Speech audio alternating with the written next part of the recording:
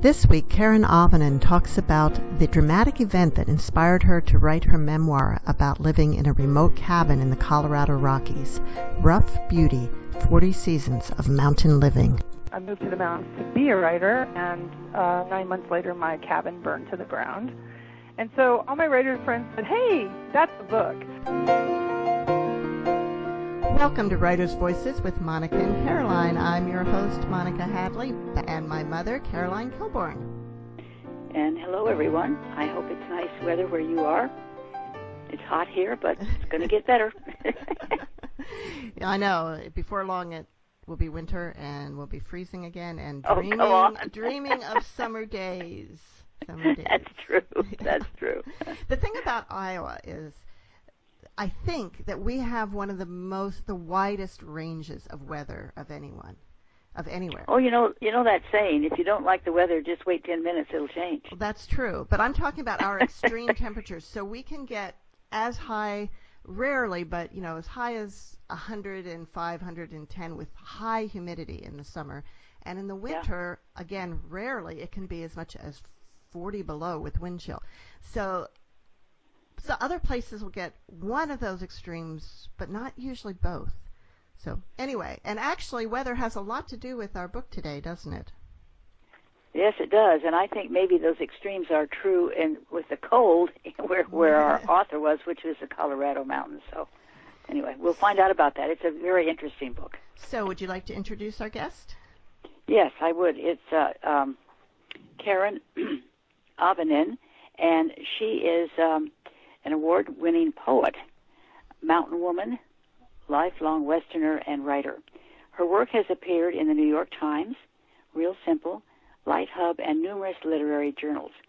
She lives in the Colorado mountains with artist Greg Marquez. Rough Beauty is her first book, and Rough Beauty is 40 Seasons of Mountain Living, and it's really interesting. It really is. And this is a memoir, right? Yes. So welcome to Writers' Voices, Karen. Thank you so much for having me. So, Karen, what made you decide to write a memoir? The first thing that happened was I had this very dramatic event, which was I moved to the mountains to be a writer, and 9 months later, my cabin burned to the ground. And so all my writer friends said, "Hey, that's a book." And, and I moved to another cabin, which is the cabin that's featured in the book. And, I worked on it and I chipped away at it, and it never quite gelled. But then really when I started thinking about Rough Beauty, a memoir, because I was thinking about seasonal essays and fire as part of the season up here in the Rocky Mountains, when I started to think about a memoir, I actually started thinking about the question that I was most often asked when I was living at 8,500 feet alone in a wood stove heated cabin with my dog. And I did that for 10 years. Why are you living up there, and why alone? And this is a question that, frankly, no one asks a man. It was as if I was betraying my gender by doing something that, really men should be doing or men are expected to do. And so I thought, I'm going to answer that question by writing this memoir. And so the memoir is really about my deep relationship with landscape, which becomes a pretty deep relationship with myself and my strength and independence and, kind of feeling my agency in the world, which I think in retrospect I thought, of course I didn't think about it while it was happening, but in retrospect I think that was great. Well, what drew you to the Colorado mountains? Because that's not where you were originally from, right? Well, I don't really actually feel like I'm originally from anywhere. My dad was in the Air Force, and so we were kicked around by my dad's Air Force career, and we moved, not as often as some, but about every 5 years, which, kind of if you track it, there's like kindergarten and then like third grade and then like, seventh grade. I mean, all really, tentative, worrying times in my life that we had to move. So we settled in Colorado in 1973. And then, when I was about, 8 or something, and then we left. And we finally circled back to Colorado, and the mountains have always felt like a place where I feel at home. Can you guys hear the dog outside? I'm so sorry. There's a bear outside of our house right now. Anyway. So is that a common occurrence, the bear in the yard? It has actually, interestingly enough, this summer has been a very common experience. We've got a mama bear with two cubs who wanders through. Karen, when you decided to move into the mountains to be a writer, was the solitude part of what drew you there? Did you believe that would help you in your writing? Well, yes, but the primary reason I think I moved to the mountains is that it was kind of this exodus away from, I didn't feel like I fit in my family. I was supposed to be somebody's wife. I was supposed to be, I got a lot of messages about how much I needed help or assistance or somebody to be by my side, and maybe I was supposed to be somebody's wife, and those things didn't jive with who I felt like I was, and so I kind of moved away from my family, and then I was getting those kind of same messages in society too. When I was a freshman in college, and I had difficulty in a freshman biology class, as freshmen often do. I was told by my advisor, well, I was a pre-med student. They said, well, maybe you should switch to pre-nursing. And I thought, I just couldn't find a place that fit me. And turns out, and the mountains were a place I felt comfortable.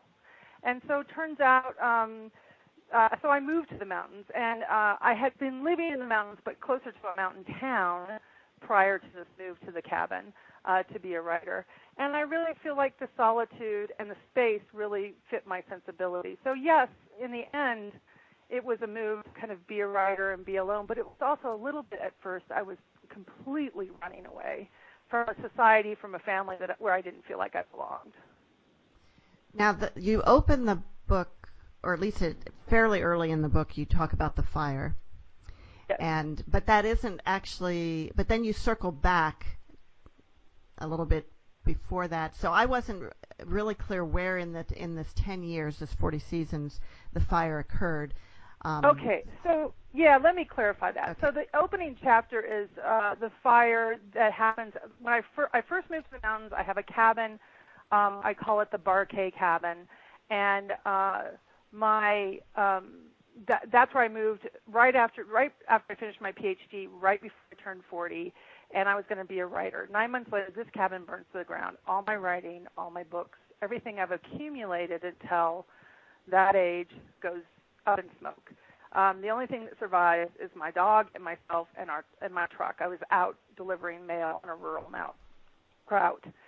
And so then, in the book, I backtrack and talk about my childhood a little bit, and kind of thinking about how did I get to the mountains and why did I become such a loner.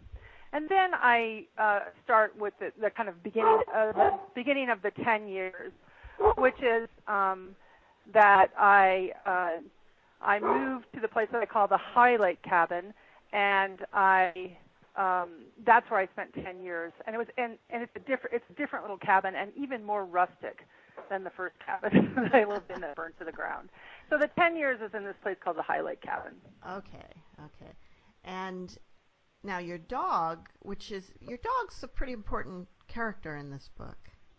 He is. Elvis was a blonde husky mix, and I got him because I thought, I wanted to do more and more remote things by myself, and I thought maybe I have a kind of terrific imagination, also terrific fear of the dark, and so camping alone was sometimes a little bit fraught for me.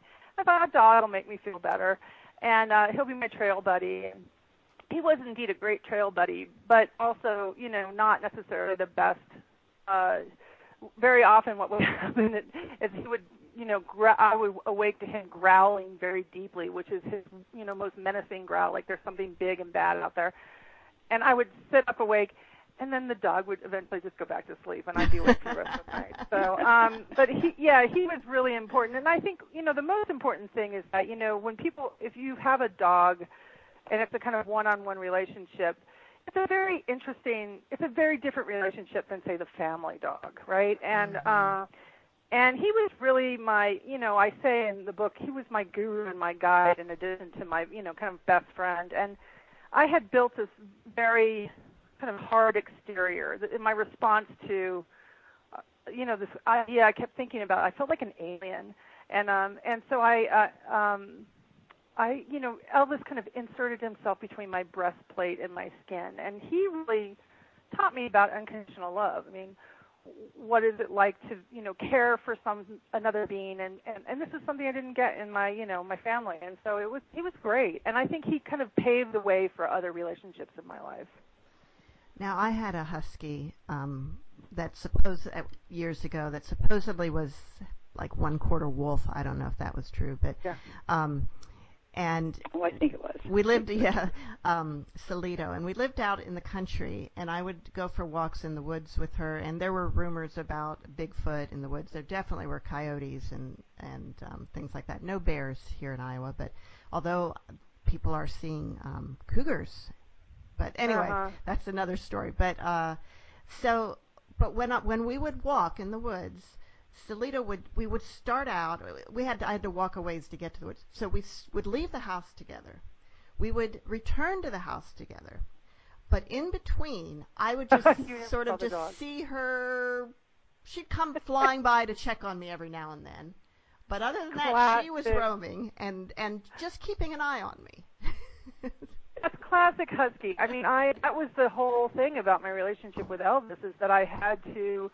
I mean, he was out of sight in seconds, and I took him to dog obedience class, and which were kind of a bust because he couldn't believe we were going to be in a room full of dogs and not play with them. And he was out, and he was a husky, so he didn't care about the treats. He was not trainable by treats or anything like that. And so they said, oh, well, just put a 30-foot lead on him and then step on it when he started to get out of range. And he was too fast. So part of our relationship was kind of learning to trust. I had to learn to trust that he would come back, or I couldn't ever train him to come. Like, he just wouldn't do that. But I could train him to wait, and he would stop dead in his tracks. And then I learned to anticipate. It's really funny. I learned to anticipate. Oh, he's gonna chase that thing, so I'd make a loud sound to distract him. So it was a really interesting relationship, and a really interesting way to learn how to kind of be with another being, I guess. But yes, I hardly ever saw him. I really love huskies. I think they're probably my favorite breed of dog, and I've had a lot of dogs, and my grown kids have dogs. I'm very fond of them. I'm also very, very fond of my friend's pit bull who passed away recently.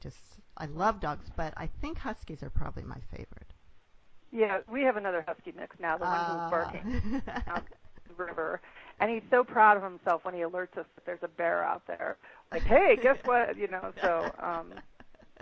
Yeah. Usually the bear doesn't come through this late in the morning. It seems a little strange. Usually the bear's in the middle of the night. Wow.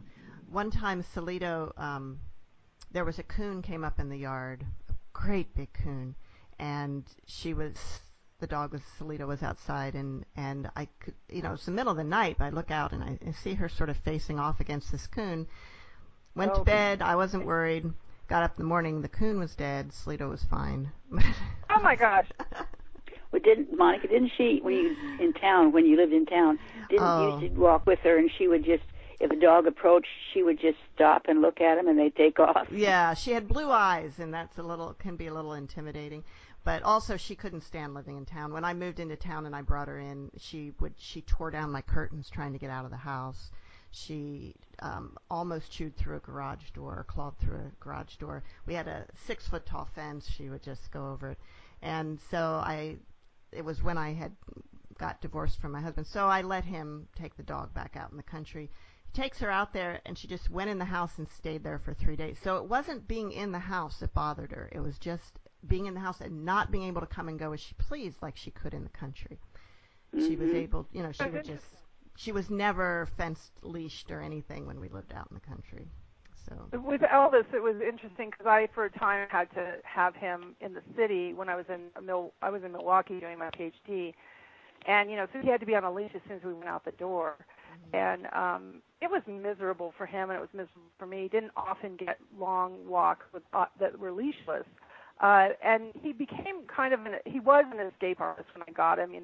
I was living in Jamestown, Mountain Town in Colorado when I got him before we went to Milwaukee, and he wiggled through an 8-inch hole in the fence. And, you put him out in the backyard and he would just figure out how to get out of it. Mm-hmm. But when I moved to the High Lake cabin, I was on an acre of land. There were there were about half a dozen houses nearby on acre or 2-acre lots. And what happened, I had a half-acre dog run. I put him in it once, and he barked, for an hour solid, and that was it. I mean, that was the dog run. We never used it again. So I would just open the door, let him out. In the morning, he would go outside. He would kind of do the tour. We lived in a cul-de-sac, kind of off the main road. It was a dirt road, and he'd go check the neighbors' houses, and then he'd come back, and he would sit on the porch, where he would sit for the rest of the day. And so I realized, I say in the book, I kind of realized that he needed to know that he had a bunch of space around in order to stay put.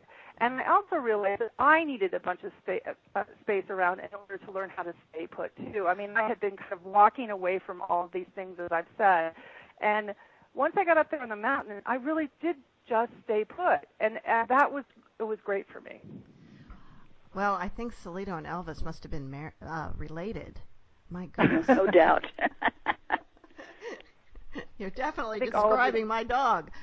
Classic husky behavior. Every husky owner knows. You're listening to Writers' Voices with Monica and Caroline, and our guest today is Karen Auvinen, author of Rough Beauty, 40 Seasons of Mountain Living. I don't have it in front of me. 40, what's the subtitle? 40 Seasons of Mountain Living. Living. Okay, I got it right. All right. So, and the particular 10 years, the 40 seasons that you chose, is there a reason for that particular time frame that you chose to write That's the time I lived in that little cabin, actually. Okay. It's really door to door. So I arrive at this cabin 4 months after my first cabin burns down. And it really takes the reader through these 10 years I spent really kind of recovering from this catastrophic loss, but also kind of rethinking my life.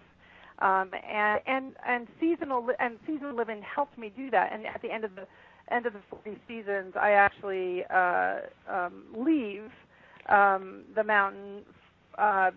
Jamestown, the mountain town that I live nearby, about 4 miles down canyon, experienced a catastrophic flood. And at the end of the book, I have met somebody in my life. I was never a dater, and we decided to move in together. And turns out there's no place to live in the mountains because a lot of property has gone down the river. Oh. Yeah, it was a 1,000-year flood event in Jamestown, Colorado, and also along the Front Range. But Jamestown was the convergence of 3 rivers. It's a little teeny tiny mountain town of 300. There's a stop sign, a post office, and the Mercantile Cafe, and that is and then houses, and that's it. And so it's a small town, and 3 rivers kind of came together. We had mudslides. We lost the former owner of the Mercantile, who's kind of a town patriarch and a figure in town, Joey, and so and a third of the homes in town were lost. And so it was pretty catastrophic. And even though I didn't live in the town, I lived about 4 miles up the mountain from them. It affected me. There were no rentals. There was no housing. So I actually moved for a few years down to the prairie with my partner, and then we just bought a house back in the mountains a year ago. Wow. Are you glad to be back in the mountains?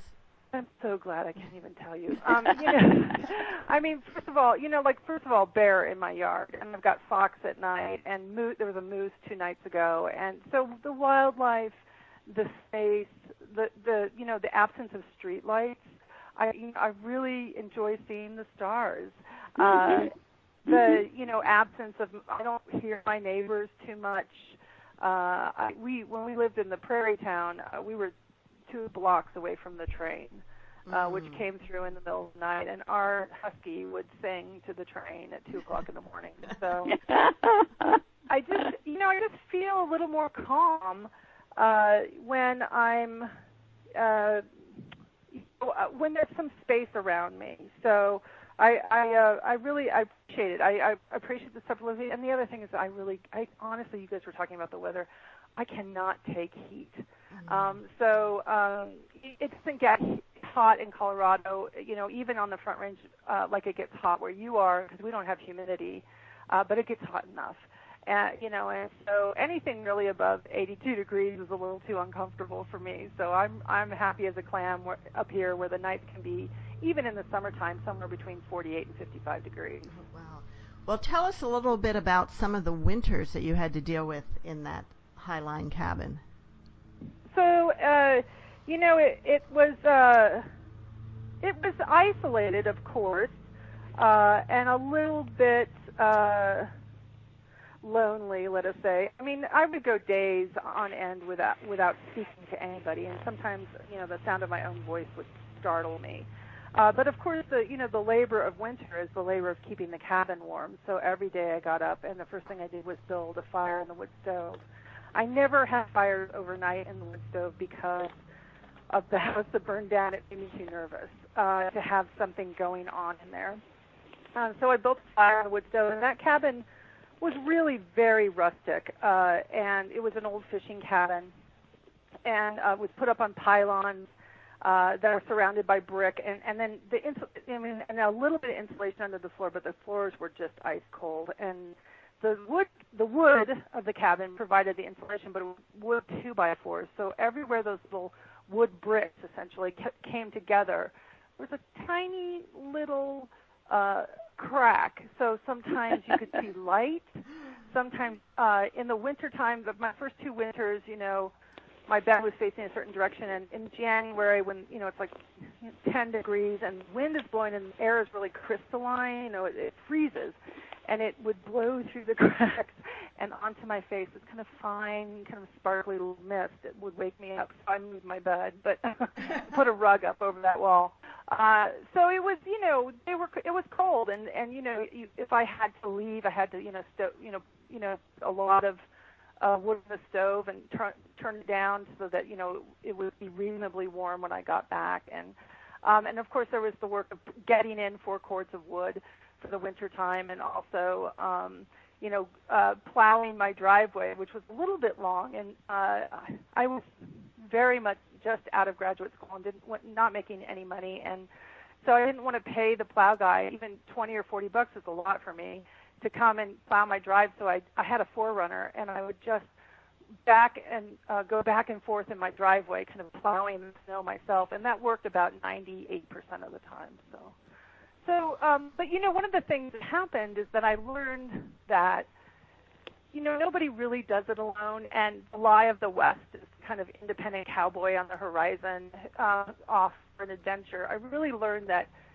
really we all need help, and we need community. And I relied on my neighbors to sometimes so then my one neighbor, he started plowing me out during snowstorms, and or if my car broke down, or if I needed a pair of snowshoes, get out, whatever. Neighbors really came to the rescue, so it was great. I just can't imagine how you could even keep the cabin warm enough overnight to that you don't freeze before you get up in the morning. You know what? I love it cold. And I have to tell you, there are mornings when I woke up and I could see my own breath inside the cabin. I had a winter weight down comforter, and sometimes when it was really cold, I slept with a sleeping bag on top of that. So, and I had a husky, and he was happy as a clam. So, I sleep very well in that kind of temperature. Last night it was 67 degrees in our house, and I was dying when we went to bed. So, that was too hot for you? Way too hot for me. Oh my. I'm between 50 and 55 degrees at night is how I like to sleep. So. Wow. So the cold doesn't really bother me at all. Wow. Now, I remember reading the descriptions of like where the snow just was so deep, and you couldn't even see where the wood was. Yeah, there's no. So my first couple of years, so I had my pine neatly stacked because pine is really easy to stack, and I stacked it near my woodshed. So that, and it was covered with tarp, so that was great. 2 cords, and then I would order 2 cords of oak because oak burns hotter and cleaner, and it's better for the chimney pipe, and it's better for kind of keeping the cabin warm. And the oak it's from railroad ties, and it's in wood blocks, and it's very difficult to stack because it's all uneven. And so I threw it on a tarp kind of off the driveway, and I covered it with a couple of tarps. And, I thought, well, you forget how much snow changes the landscape, particularly deep snow. So that, the first deep snow happens, there's 2 feet of snow, and I can barely see where my wood pile, which is about 4 feet high. I'm like, okay, I think it's over there. Now I have to find the edges of it, and so I'm excavating the edge of the wood pile. Okay, so finally I do that. Then the winter wind kicks in. So at altitude, if it's not snowing, it's blowing. That's what's happening. And the wind in wintertime is fierce. It was so loud that sometimes at night I would have to turn on a fan so I could sleep because the wind it's a formidable thing. It's a force unto itself. And so the wind would come across the top of this wood pile and it would drift over. And so then now I have to dig into the wood pile and try and find where it is. And, that drifted snow is caked and thick and hard to get through. And so here I am kind of trying to shovel upwards to get into the wood pile, and the snow is falling back down. It's like, shoveling upwards onto a mountain, and then the snow just keeps falling back down. So I learned a lot, actually, the first couple of years, and eventually installed a snow fence, which helped, so that the wind couldn't really do that much damage to my wood pile. But it was a lot of work. I had these kind of crates that are about the size of a postal box, if you've ever seen those, and I would fill those, and I'd have to go, and then I had a wood box on my porch, so I'd have to fill from the oak pile and from the pine pile and put them in the wood box, and then so that was full, and then I had to haul stuff into the house to burn. So. Well, but why did I do it? I did it because I wanted to be self-sufficient. I wanted to kind of combat those messages that I was weak and I couldn't do it by myself. And in some ways, I'm doing it for all of those people who've come up to me and said, "I don't think I could ever do that." And I think, well, sure you could, sure you could. But I liked feeling that I was, in charge of my own survival. I appreciated that, and that gave me a real sense of accomplishment. Well, Karen, why don't you read a little bit from Rough Beauty? I would love to. So I have 3 short passages, and the first passage really is about it's actually about where the title came from, but about my initial, these are all about my relationship with landscape, but this is about kind of how landscape, how much I kind of love it. The woods were the only constant in those years. I camped all over Colorado and in parts of Utah with friends and at times alone. Once settled on a wide bend in the Green River in Stillwater Canyon, Utah, I had watched the sun fall beneath a horizon formed by 3 distinct geologic formations. The passage of 1,000 years manifest in the shape of rocks. My own timeline was minuscule by comparison. The thought gave me comfort. To be a speck in a magnificent landscape, to be a part of ceaseless beauty. That night, as I contemplated the deep dome of glitter above, I thought about the Catholic heaven of my childhood, the place of eternal peace. I'd long ago given up the church, and as a little girl I'd often cried in my bed at night as I tried to imagine forever in a cloud-filled elsewhere populated by ethereal ghosts. It no longer mattered that there would be pearly gates or angels or even God. That kind of perfection had lost its sway. My preference was for the earth, with its rough beauty, its inscrutability, its mixture of shit and muck. I know what the world is made of, and I still love all of it, says Raina, the spirited ranch hand Gretel Ehrlich meets in the solace of open spaces. As a slight breeze blew the heat from the day, I dug into the red dirt beneath me. I could spend eternity here. Overhead, a shooting star, one of the Perseids, ignited the sky, and I lay back, giving my body over to the earth's embrace. This second section is really, so this is, I'm living in, so the book is about seasonal living, and each chapter, I may skip kind of years, but it goes chronologically, but if we have a spring chapter, the next chapter is summer, and the next chapter after that is, fall and then winter. So this is a summer chapter, and just the first part of it. And I'm at the cabin now. Summer warmed suddenly, as it often did. One day was spring, with lilacs and forsythia popping out along the apron of mountains that led to the plains, and the next the temperature blasted into the 80s. Up on Overland Mountain, after weeks of ululating highs, the days quite suddenly shifted to a perfect 78 degrees. Wildflowers exploding in the meadow behind the cabin and around the peeper pond.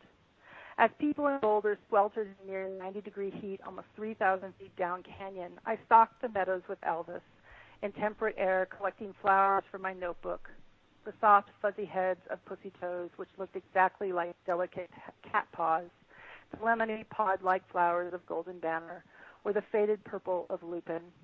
Beneath each variety, flattened and taped to the page, I wrote its name and the date in an honest attempt to get to know my neighbors.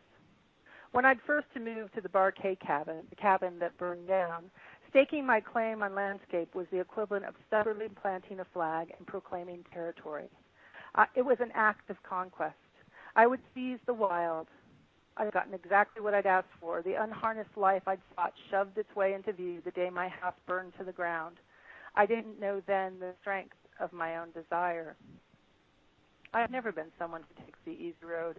Something in my body gravitates toward rocks and sharp edges, toward storms and umbrage.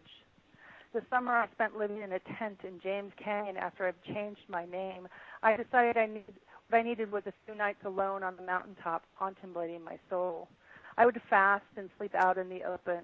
So I set off with a rain tarp and some water and climbed straight out of the gulch to the top of Castle Peak, pulling myself hand over foot up its steep face, trying not to look down or think of falling. It was August hot, and by the time I reached the summit, I had drunk most of my water. That evening, the thunderstorm rolled in. As I watched lightning flick and stab moving closer and closer, I realized I was sitting on the highest point in any direction. Unwilling to give up, I lay flat on the ground and sang to the storm. The next day, out of water, I returned along a path I had discovered on the backside of the mountain that meandered sweetly into a gulch. I'd softened a bit over the years. Now I wanted kinship, not conquest. At the Highlight cabin, I wanted to become part of the pattern, the passage of seasons. So I wrote it all down. The first pass to the final purple aster that bookended the growing season, the weasel who lived beneath the house and turned snow white in winter, the chipmunk who led her pups to drink rainwater from a basin carved out of rock just east of the garden, the 2 pine siskins I drove to the Wildlife Rehabilitation Center after I found them sluggish beneath the bird feeder. Over time, I'd filled notebooks with what I saw, and in those details grew the story I shared with Overland Mountain. Don't write the poem about love, I often tell my students. Write the poem about making apple galette for your lover, or about your grandfather's hands as he ties flies. Let love rise out of the details. So I collected plants and weather, wildlife and birds, and in between the spaces of my notebook, love rose like a fish to the surface, like clouds of pine dust in the air. And I just have one more tiny little piece here, and this is actually the answer to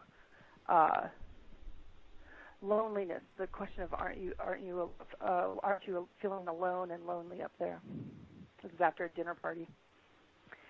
After everyone left, I washed the few dishes and glasses that were left. The wind had finally stopped, and the world was perfectly still. I could hear the deep whisper of Elvis's breathing from the bedroom. A waxing moon shimmered through the kitchen window, and aspens were silvery ghosts against the star-filled sky. An owl hooted across the snow-covered meadow. To some, it was a lonesome sound. In fact, aren't you lonely was the question most often asked of me after aren't you afraid? My answer was taped to my computer, something Natalie Goldberg had been told by the Zen master Katagiri Roshi. Anything you do deeply is very lonely. When I first read the words were an anthem, I would embrace the solitary life and not be afraid. I wanted them to remind me of what I'd chosen, that space and solitude was the right thing for me. There were indeed times when mountain living was lonely, but being lonely, the way Roshi meant it, I'd come to realize was not about isolation at all. Instead, it was about embrace. Lonely is a word that describes what it means to live profoundly. Moving deeply in the world, you let the thousand distractions fall away, and you become more authentic, more who you really are. Only on its surface was lonely a reckoning, the price of sinking in, but it was not terrible. And as a result of so much time and space, seasons and land, I uncovered so much tenderness. It did not make me weak. Paradoxically, I touched more. Only when we have discovered the world for ourselves, writes Wendell-Berry, do we cease to be alone. I looked out the window. It was a beautiful landscape, a lovely, quiet night. And you're listening to Writers' Voices, and that was Karen Auvinen reading from Rough Beauty, 40 Seasons of Mountain Living. Boy, makes you think. Gosh, it would if you could just transport yourself there. You want to go to Colorado, Mom? Yeah. Well, I hope the book transports readers, but I also hope that people are inspired to kind of undertake their own kind of forays into the wild. It doesn't have to mean I wasn't living, kind of in a vast remote wilderness by any stretch of the imagination, but I did cultivate, kind of a space where I could have some silence. And honestly, I think if any of us takes, 2 days without a cell phone and, goes somewhere and doesn't watch TV, I think, time has a way of kind of spreading out before us without, like I say, when we let the thousand distractions fall away. And I also don't think you need to go to the mountains. You can go anywhere, really. There's beauty in nature wherever you are. You can find it. Even in the middle of a city, you can find it. Of course, yeah. Yeah. So, Karen, how did you get from pre-med student to poet? Writing really was my first love, and I was, as a teenager, of course, I wrote really bad poetry, like almost every teenager I know, and I really did want to be a writer. I fell in love with Truman Capote and Joseph Conrad and Shakespeare. And, when I kind of popped up and said I want to be a writer, my dad said, yeah, but what are you going to do to make money? And so I think in response, I thought, I'm going to pick the hardest thing I can think of. I guess, that's in me. I'm going to show you. You don't believe me? I'm going to show you. So I picked biology and pre-med, and I would be a medical doctor. I was going to be a gynecologist, a woman's doctor. I wanted to deliver babies and hand out free birth control and stuff like that. Then I realized I took 5 years because I ended up double majoring in English, which was my real love, literature, of course. And I went to England for a semester and studied there in London. And I realized that I really didn't want to go to graduate school. So this happens my senior year, right? And about 8 weeks before graduation, I realized I didn't really want to go to medical school, and it was a big crisis. I also realized that kind of medicine was kind of the smoke and mirrors. I'll show you. I'll pick the hardest thing, because I come from a blue-collar family, and none of my parents didn't go to college, and so I thought, well, I'm going to become a doctor, and so that kind of failed. I started going back to school for literature and really realized it's now or never, and I took a poetry class with the poet Lorna D. Cervantes, and I showed her some of my poems, and I said, this is what I really want to do for the rest of my life, and I was terrified, right? I was so terrified, and she said, I think you should, absolutely. And that was the first time I heard someone say yes to me, and then the rest is history. So I finished my degree in poetry, my master's degree, and then went on for a degree in fiction, which is a PhD. So I did become a doctor, just a different kind of doctor. So what do you teach in the college? Is it community college? No, I teach at the University of Colorado Boulder. So actually, what's really funny is that when you're a writer, you get your PhD, and basically I have a specialty in English literature, but my dissertation was a book of short stories, and so you become what they call a generalist. I'm not an academic. I'm just not an academic. I don't do those kind of big analytical papers, deconstructing King Lear and stuff like that, which I have done. So actually I've gravitated toward, I teach first years at the University of Colorado, and it's a population that I really appreciate and love. And I teach in what's called the residential academic program. So the students come in the dorm, they come to my classroom in the dorm, and so they ask me, and so when you're a writer, they say, can you teach this? And you say, yes, I can teach that. And so I actually started teaching film, and I've been teaching film for about 10 years. So film analysis, which is very close to literary analysis in some ways, except for using visual forms instead of words on a page. And I love that, and that led to teaching. I teach a couple of film classes, and that led to actually a deep interest in popular culture, vis-a-vis through the lens of these kids that I'm interacting with, and so I started teaching a pop culture class because they're and it's in order to get them to think about the media that they're engaging in critically and how that media might be acting on them.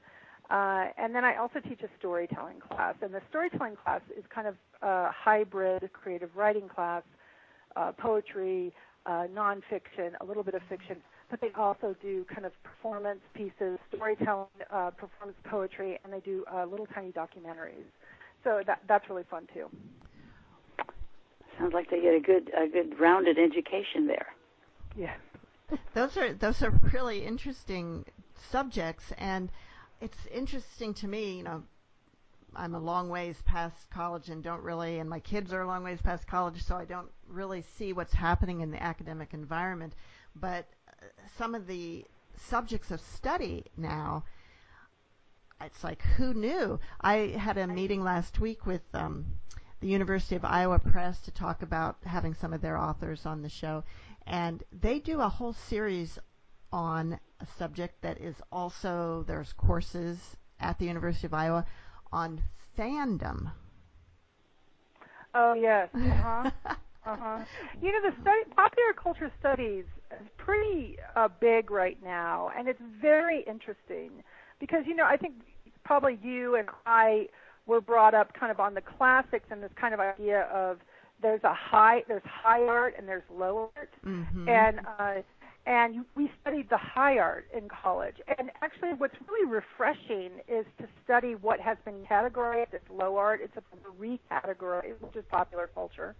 And we're recategorizing it because, this is kind of it's an era when we don't need that division anymore. It's not really useful because this art is all around us and it's still interacting with us in really significant and important ways, and it's shaping our culture. And so yeah, I think those studies are incredibly valid. I have my students, we start, of course, with kind of the beginnings of pop culture, but we move into kind of contemporary era stuff. And every semester they bring in things for me to look at, and I think, I'm going to teach this next semester. So for example, one thing I've learned from them is that they all watch YouTube. And YouTube has an interesting algorithm that if you click whatever is, suggested, and just keep clicking the next suggested thing, the algorithm is there to keep you in the system and watching videos. So the videos get a little more salacious and incendiary, and it leads you down a really interesting kind of, can be actually horrifying rabbit hole. And so one of my, so after I learned about their kind of YouTube stuff, my next semester I'm having an assignment where they're all going to kind of take the YouTube rabbit hole and see where it leads. Oh, interesting. And they, my 6-year-old granddaughter has been doing watching YouTube videos since she was 2 years old. She knows how to search for what she wants. She used to love the surprise egg videos. I don't know if you're familiar with those, but and also the ones of, there's this one little boy in particular that the kids all love, that he just like tries out toys and reviews toys. But recently she did these drawings for me, and I was just like, how'd you learn to draw that? Oh, YouTube videos. It's fascinating to me. And on the other hand, my brain is so trained a different way. I get really impatient. Oh, me too. Watching a series of 2-minute or 5-minute videos, I can't take it. I want to sink in and be there and not click, click, click. Well, if I go to a website or a news site and a video starts playing, I click away immediately.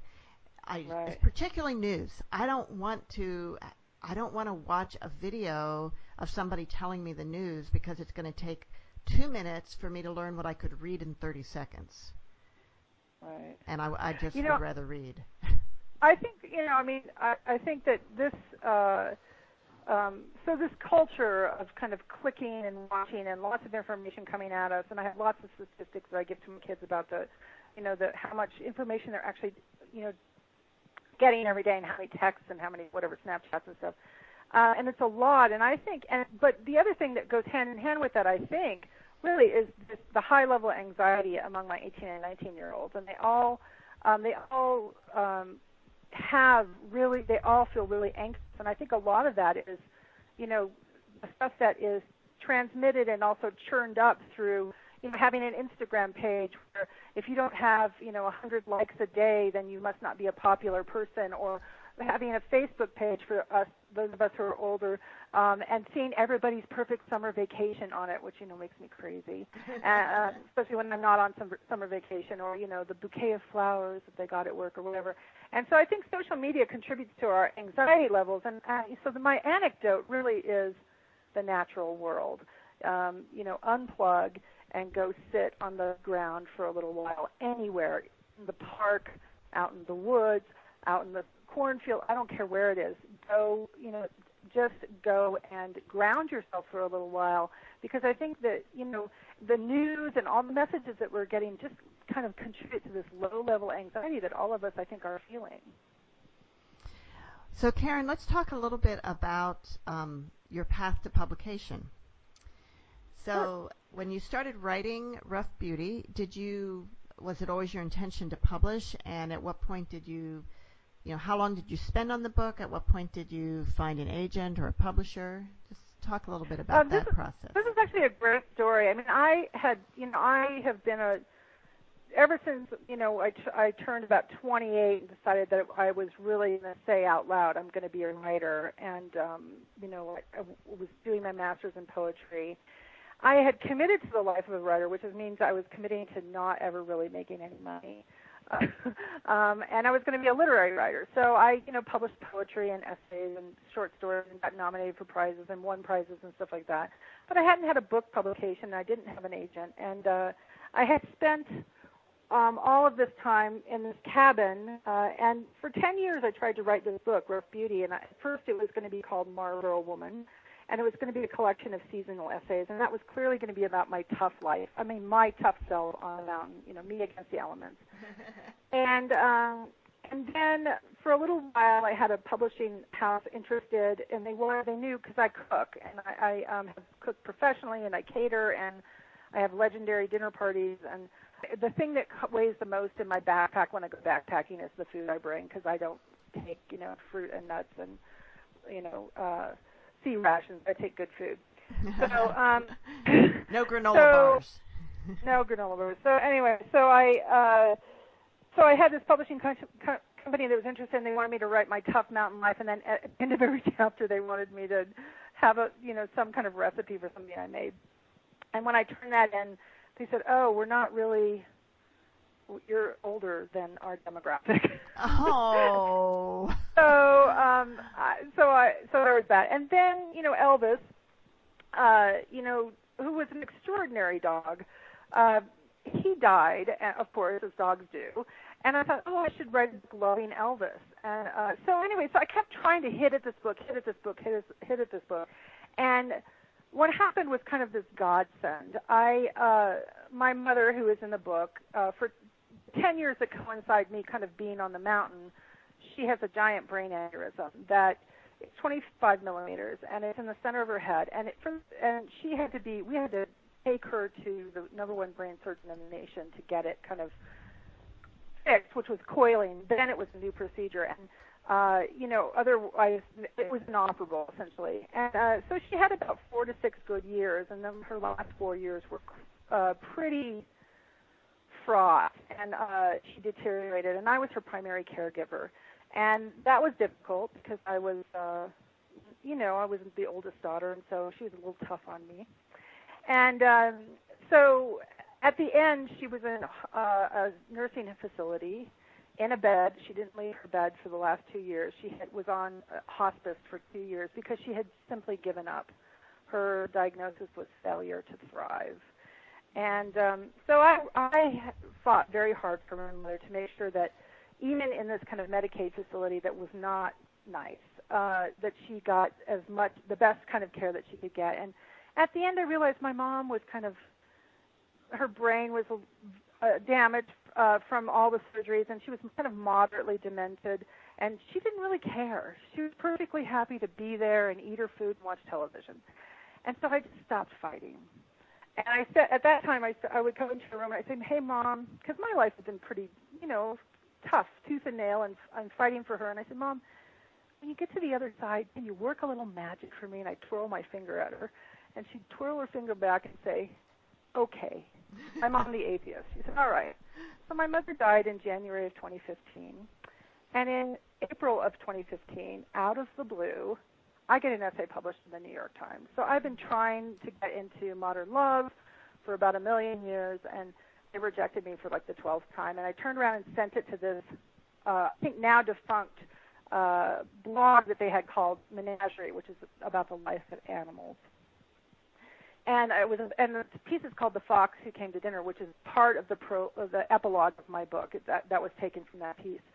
And it was about this fox that I fed that wandered into my yard lame in January after Elvis had died. And so it became kind of my replacement dog, and also a foil for this kind of blossoming relationship I have with this man, Greg Marquez. So this gets printed in the New York Times. I get 10,000 hits on my website. The next day, an agent contacts me and says, "Do you have representation?" I burst into tears. This is the thing that you always want to hear. I'm now well into my 40s.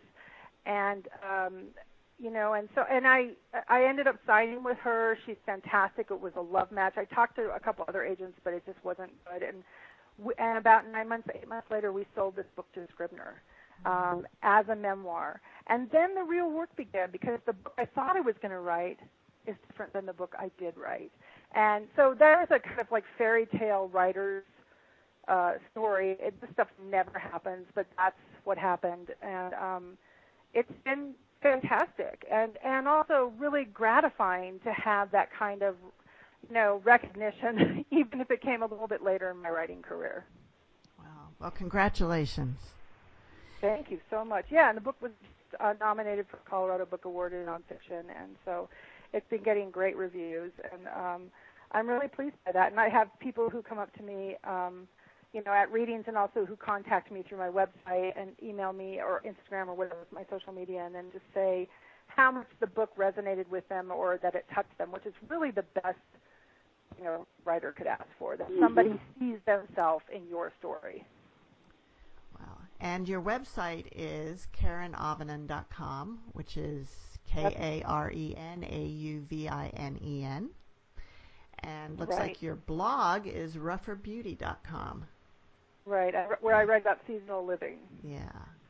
And it looks like a really lovely blog with lots of great posts. It looks like you post an essay like at least once a month.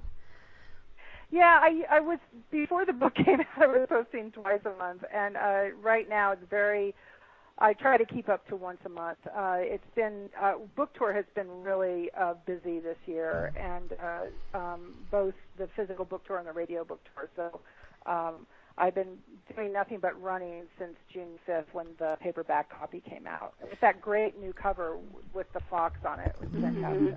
So the book came out as a hardback first?